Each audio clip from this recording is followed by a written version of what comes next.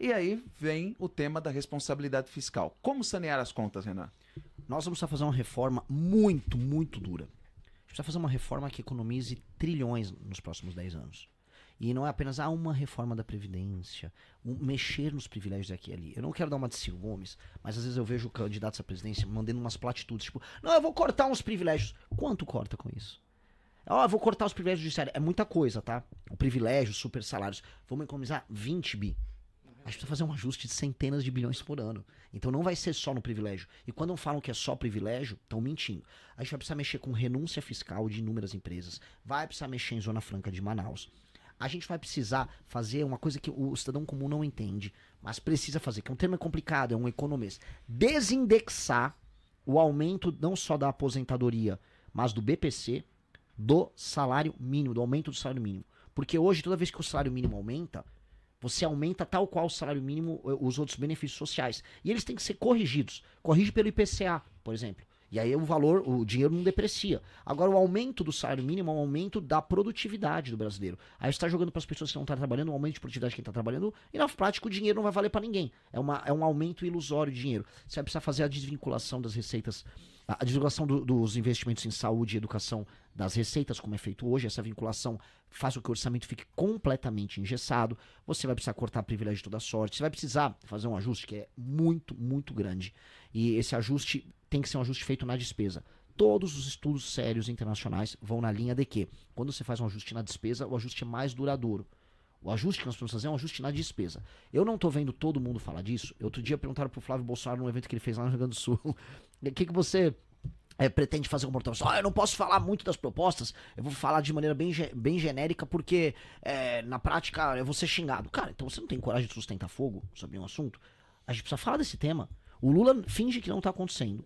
O Brasil está indo para uma trajetória de colapso das contas públicas, a dívida ela está aumentando velozmente, os juros já são muito altos. Então, se não for feita essa reforma, o Brasil quebra. E quem está nos ouvindo precisa entender, o Brasil está numa rota de quebradeira. E essa quebradeira vai se dar como? Ou você vai estourar tudo, ou se estoura as contas públicas, ou você vai simplesmente jogar para a inflação, e a inflação estoura no Brasil, tá? Em todos os sentidos, todo mundo vai se ferrar, especialmente quem trabalha e produz. Nós precisamos fazer essa reforma e nós fizemos algo muito louco. Nós, com o nosso deputado federal Kim Kataguiri, nós já protocolamos a reforma. A PEC já existe, ela está protocolada na Câmara dos Deputados e está no processo de coleta de assinaturas. Ganhando a eleição, em dezembro, eu vou passar essa proposta na transição. E aí, passando isso, os juros vai poder cair, e vai cair muito. Eu vou poder ter uma trajetória de redução de impostos. Então, hoje a gente está falando de ter o IVA mais caro do mundo. Passando essa PEC, eu consigo reduzindo.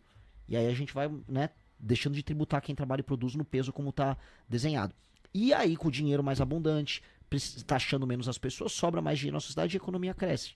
E aí isso tem um efeito bom. Só que precisa fazer rápido. Se não fizer rápido, o Brasil, eu vou autocolocar, o Brasil quebra. Como governar sem o Centrão, Renan Santos? Eu vou ter que governar com o Centrão. E eu vou ter que então, governar... como seria a relação? Mas eu não vou governar pelo Centrão ou pautado pelo Centrão. Infelizmente, olha só, eu tô falando assim, de uma maneira muito, muito triste. A maior parte dos brasileiros, eles vão eleger, nessas eleições, algum cretino do Centrão. Que não tem lado, ele vai só ver quem vai vencer a eleição para presidente, aí ele vai botar uma faca no pescoço do presidente da República, vai pedir coisas e vai gastar com emenda. Há uma novidade, entretanto, nisso, que é, este político do Centrão, ele está completamente viciado em emendas. E as emendas roubaram a alma dele. Hoje, um político do Centrão, a vida dele é administrar a emenda dele. Porque ele sabe que não precisa de mais nada para ganhar uma eleição além da administração da emenda. Ele pode ficar rico administrando emenda, ele elege seus prefeitos administrando emenda, ele se torna uma força política no estado dele administrando emenda, ele faz o caixa 2 dele administrando emenda, é muito dinheiro. Então, isto tem um lado ruim, mas tem um lado bom. E qual é o lado bom? Você consegue só pelo lado da emenda trabalhar esse cara. O que nós vamos fazer? Eu tô com uma seguinte política, e é uma política dupla que a gente precisa ter. Política número 1. Na reforma fiscal que nós vamos fazer, e isso aqui responde muito essa questão da viabilidade, ela vai ter o seguinte gatilho. Toda vez que o Congresso Nacional, na votação do orçamento, reduz ou controla as despesas obrigatórias e abre espaço para despesa discricionária, que é investimento, um pedaço desse dinheiro a mais vira emenda. Por tudo que economizou, 10% vira emenda parlamentar. Porque aí você botou a cenourinha pro parlamentar ajudar a gente na contenção de gastos, sabendo que aumenta o espaço de investimento para ele. E aí, paralelamente à nossa reforma administrativa, o que nós vamos fazer? O município que não bate meta de desempenho na área de segurança, educação, saneamento básico, aumento da receita, ele não pode receber emenda. Portanto, esse político vai ter que cobrar do prefeito aliado dele que ele faça um trabalho bom para as pessoas, senão não pode receber emenda. E 2, fiscalizar as emendas como se não houvesse amanhã, para não ter roubalheira. Feito esse trio, o político do Centrão, que não vai ser nunca grande coisa, ele vai ter que trabalhar na prática para fazer boas políticas públicas acontecerem no seu município para ele poder executar emendas, senão ele não vai poder executar emenda em lugar nenhum. E 2, se ele roubar, ele vai ser preso. E eu acho que nós temos que fazer uma força na sociedade civil, porque eu acho que essa proposta é consensual. Eu não acho que um bolsonarista tem como discordar dessa proposta, que um esquerdista tem como discordar, ou mesmo um cara do centrão, ou um de centro que é honesto. A gente tem que juntar e falar, isto aqui racionaliza o uso do nosso dinheiro e faz com que a gente consiga gerar maioria para o presidente da República e ao mesmo tempo evitar, vamos dizer, a canalice com o dinheiro público. Então eu acho que com essa ideia nós conseguimos formar não apenas coalizão, mas permitir com que a política possa acontecer sem prejudicar o orçamento brasileiro e governos de boa fé. E assim, respondendo a sua pergunta sobre ajudar a esquerda no governo do Estado, gente, apoiando o governo do Estado você favorece a esquerda. Porque vamos olhar um retrospecto. Em 2014 o Jorginho estava apoiando a Dilma. Ou seja, basicamente ele é um político de esquerda que hoje se diz de direita para conseguir vencer eleições. Então você apoiar o governo do Estado hoje é você apoiar a esquerda. Aí vamos olhar os outros candidatos. Tem o João Rodrigues e o Merizio. Merizio, que em 2018 era Bolsonaro, agora é Lula. Ou seja, a gente está recheado de políticos que mudam de opinião conforme o vento. A gente precisa de pessoas com firmeza intelectual. A gente precisa de pessoas que mantenham sua posição. E aí só sobra um, amigo. Sobra Marcelo Brigadeiro. E a única opção que a gente tem hoje, que verdadeiramente é de direita no Estado, é ilibado, não tem escândalos de corrupção, nunca foi preso. Então, assim, hoje, se você é contra o governo do Estado, você é contra a esquerda e você é contra um político que na sua carreira inteira já apoiou a Dilma, já apoiou o PT. Muito bem. E falando em Marcelo Brigadeiro, até como o Renan Santos é presidente nacional do Missão, em nível estadual para o governo do Estado, Marcelo Brigadeiro, na região oeste, tem, nos dois cenários, o menor percentual do Estado. 1,1% nos dois cenários, votos válidos. Atlas Intel do final de março. E eu entendo por mim. Quando eu vi o nome do Marcelo Brigadeiro na pesquisa, eu falei, quem é Marcelo Brigadeiro? E essa é a reação do eleitorado do Oeste muito por essa disputa que falei anteriormente, dos 3 principais candidatos serem todos da região Oeste. O resto do estado está vendo um pouco diferente de nós essa disputa eleitoral ao Palácio da Agronômica, até porque no cômputo estadual o Marcelo está sacando 5%. Sim. E quem é do Oeste se assustou com esse 5% total estadual. Ao que você acha que se deve isso e como o Marcelo Brigadeiro, na sua opinião, deveria falar com o eleitor do Oeste? O eleitor, por exemplo, de Joinville, estava dando quase 13% para o Marcelo nas pesquisas. Ah, então ali o epicentro está sendo o norte do estado. Exato. Então você tem e é natural, porque a gente está falando de regiões com uma urbanização e uma presença no debate público mais nacional. E o Marcelo é uma figura nacional no debate público. Ainda que uma pessoa com um histórico já de longo termo aqui no estado de Santa Catarina. E eu vejo a região oeste, tá? Eu estou conhecido aqui até como pré-candidato a presidente. Provavelmente minhas intenções de voto no estado devem refletir também esse dualismo. O nosso modelo, o nosso desenho, naturalmente, na região oeste, que é uma região que tem um pouco de isolamento geográfico e que não tem as pautas sendo tratadas por ninguém, tem um elemento de desconhecimento e tem um elemento de, vamos dizer, de falta de entendimento sobre o tipo de perspectiva que nós temos para o Brasil. E nós precisamos vir para cá. Então o Marcelo vai precisar vir para cá, porque eu tenho certeza que isso vai alterar essa dinâmica. O tipo de debate, o tipo de discussão que a gente está tendo aqui com as pessoas, que é uma discussão que integra eles num projeto nacional, que é o que eu estava falando. Como integrar o catarinense nos problemas nacionais que sai da disputa por, eu preciso anistiar as pessoas do dia 8. Que parece que esse é o tema eleitoral de Santa Catarina. E, gente, amigos, não é. O Santa Catarina tem problemas muito catarinenses. Quando comparado com outros estados importantes do Brasil, o saneamento básico não é uma questão resolvida já aqui. A questão de infraestrutura logística aqui é muito deficiente. Então nós estamos falando assim de um estado que tem problemas e o maior problema é a relação dele com o Pacto Federativo, um problema que acho que envolve até a alma do catarinense. E o Oeste é a parte onde isso está acontecendo de maneira mais grave. O Marcelo precisa vir para cá e endereçar essa questão com o pessoal daqui. E assim, o pessoal está sendo muito generoso comigo aqui, em todas as rádios, o pessoal está ouvindo as propostas, chama e fala, Renan, a galera que é muito bolsonarista nem vai te ouvir. Mentira. Tá todo mundo ouvindo, inclusive não é o que a gente está vendo. A região oeste talvez Somando os candidatos minoritários, ele tem 20% dos votos válidos à presidência da República, quando a média nacional está em 10, 11%. Então, Sim. a intenção que nós temos pela pesquisa é que tem cancha para trabalhar. Sim. E posso complementar? E tem um ponto interessante que ele colocou, que é o seguinte. A gente já, entre os mais jovens, nós estamos disputando no mesmo tamanho com o petismo e com o bolsonarismo. Tem que ver a faixa etária, né? No público 16 a 24, a gente é majoritário. Então, a pessoa que está nos ouvindo, entenda, o futuro, nós vamos administrar o Brasil no futuro. Eu quero fazer isso acontecer já esse ano, eu quero em 2027 entrar no Palácio do Planalto. Mas, dito isso, o futuro tem muito a ver com a gente. Então, as pessoas mais velhas, que às vezes não conhecem, sejam generosas, porque o projeto de direita da nova geração é esse.